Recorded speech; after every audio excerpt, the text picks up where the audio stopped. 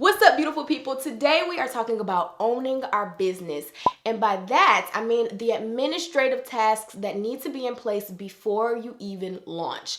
Now, I know, girl, we can get real excited before we launch the business about our idea and how we're going to present it and all of these things, but really, the longevity of a business is really in the systems that you have in place and a lot of the foundational work that you do before you even launch. So let's get into it. If you are interested in the admin side of business, kind of more of the operational things that need to be in place to keep the bones of your business standing, then stay tuned. You might even want to grab a pen and some paper or get the notes out on your phone because I'm going to pack this one with some good information.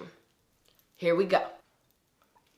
Once you've got your business all fleshed out, you know what type of business you're creating, you want to go ahead and register your business name. Now, whether you do that as an LLC or corporation, however you want to register your business, you need to do that. That is very important. An LLC is generally the easiest, most cost-effective, and just the most common way that a lot of small businesses register their business, and you do it through your state. So it will be registered through your state. And every state's LLC rules and pricing and all of that stuff is slightly different. So you do want to do a little bit of research on that, but it takes all of like 10 to 15 minutes to fill out the form.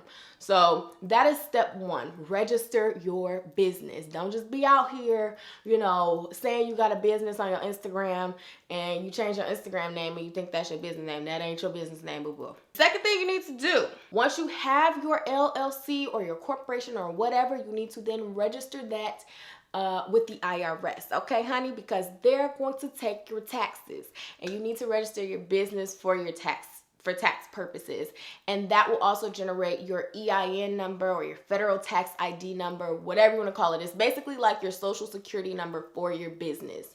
So whenever you fill out a W-9, when you do your taxes, they will require your EIN number. The third thing to do, you want to get your coins, okay? And you don't want your coins just going to your personal savings or personal checking account. So you need to create a business bank account. Now, you can only do this once you have your business registered as an LLC, as a corporation, whatever, and you have that EIN number. So you got to go on the steps, honey, okay? So go get your bank account. Now, what I do recommend is going to a credit union, because credit unions, they love us small businesses, okay? They don't require you to have large minimum balances in your account. A lot of larger banks do require larger minimum balances.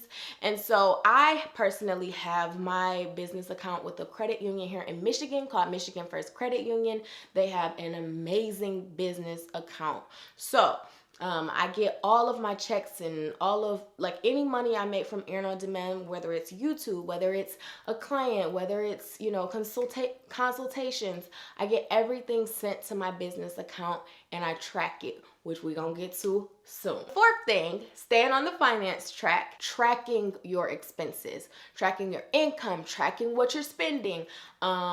Everything needs to be tracked. Mileage, if you go on a lunch meeting, if you go on a coffee meeting, if you go out of town for a meeting, all of those things need to be tracked because they are very important for your taxes come tax season, which you don't want to slip up on tracking things because you will lose money during tax season when it's time to write off all that good stuff, okay?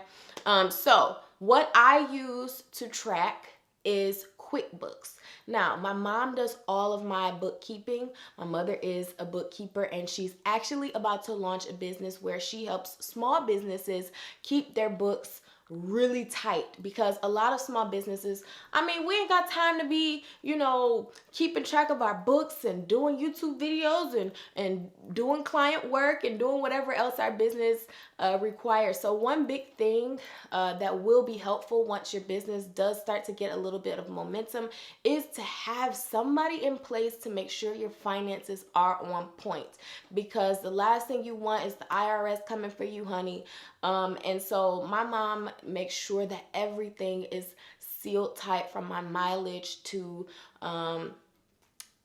from my mileage to the food I buy when I'm out to clothes that I wear for YouTube videos or for speaking engagements. Like all of those incomes and not outcomes, all of that income and all of those expenses must be tracked. And QuickBooks is an amazing tool to use to track that. I also send all of my invoices through QuickBooks. And the good thing about that is it keeps your books pretty much for you. So it's a great resource. This is not sponsored by QuickBooks. It's just, what I use. So once my mom launches her business, I will link all of her information in the description so you guys can contact her if you do need help bookkeeping. You do not have to be in the Metro Detroit area. It's something that can be done from anywhere. The fifth thing you want to do is pretty simple, set up a business email. But this is something that is really important because you want to make sure that all of your business stuff is just completely separate from anything personal. I don't care how professional your personal email is, it needs to all be separated. So just pop on, create your business email. You don't have to have the domain of info@erinondemand.com. I mean, if you do want to pay extra for that, then that is totally fine. But for the first year, I've been using Gmail and I just upgraded to a personalized domain, but you really don't have to do that immediately. Just make sure it is professional and you have all of your business stuff going into one place. I can't remember what number I'm on. The sixth thing, did I do? That was 5. Yes. The sixth thing is your content/marketing plan. Okay, so this is very important because you do want to have an idea of how you about to market and sell your business to people, whether it's a t-shirt company or a coaching company or a Facebook ads company. Like whatever it is, you do need to have some kind of content strategy in place so that you know how you're going to sell this to people. So I do have a video on whether or not you should start a blog or a vlog for your business. I did that with my sister.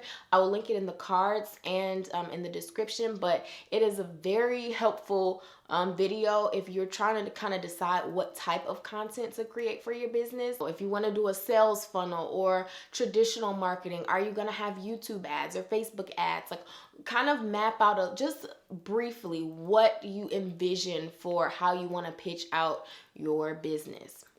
And the type of ongoing content you want to have to keep those people funneling into your business and hopefully your sales. The seventh thing is a website. Now, come here. Let me tell you something. Social media does not count as your website, okay? So now that we got that together, you need a website. You need somewhere to house your content in its entirety, okay? It's fine to have social media, and even if it's just a landing page you have at first when you first launch and you don't, have time to build out a whole website, or if you get on Wix or Weebly or Squarespace, like there are 1,000 super easy and intuitive website builders that you can pretty much just plug and chug pictures and type in what you need to type in until you are able to hire an actual web designer. I literally just hired a web designer to revamp my entire website. His name is Justin Dunn. Fantastic web designer, like seriously amazing. It is an investment that is well worth the cost. So if you guys are interested in that, I will leave his information in the description as well. But yeah, having a website is just so important for search engine optimization purposes. That's just enough of a reason to have a website. But for so many reasons, just to have your stuff in one space. And then the eighth thing is to have your business's name trademarked, especially if it's something that is relatively unique or you think it's gonna blow up or you don't want anybody to steal it. I would recommend getting it trademarked. We got Black and Gold, GOALD, which is my other business. We got that trademarked because we ain't want nobody taking that. And so that's also a very important step that you don't necessarily have to do before you launch, which is why I made it the last tip. That is something that is costly. When you start getting legal services involved, it can be hundreds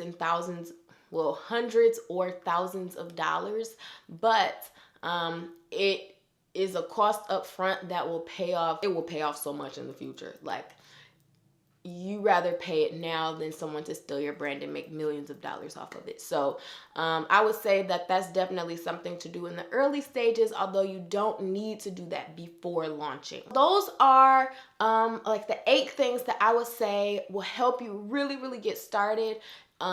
In the back end of your business. Is so important to have all of that stuff really tightly done. And I just don't think a lot of people talk about some of those really practical things that you need to do to just get your business rolling. And they don't have to take a long time, you guys. Like, this is stuff that filing your LLC, that can take 10 to 15 minutes. Setting up your email, that takes 5 minutes. Going to get the bank account, that takes 30 minutes, maybe an hour. These are things that don't really take long. So you guys, just make sure that you're not wasting time. Even if you are in school and you have a busy schedule and you have a lot going on, just make sure that you understand that you don't get this time back, and just do it. Okay, just do it. So that is all for this video. If you guys have any other tips, if you guys are further along in business, or if you encountered some hiccups and you want to share them in the comments, please do so, y'all. This is a community. We are all sharing the wealth. I am here to share and receive just as much as I'm sharing. So on that note, I am going to see you guys in the next video. Make sure you like, comment, share, and subscribe, y'all. All that good stuff. And I'll see y'all on the next one. Peace.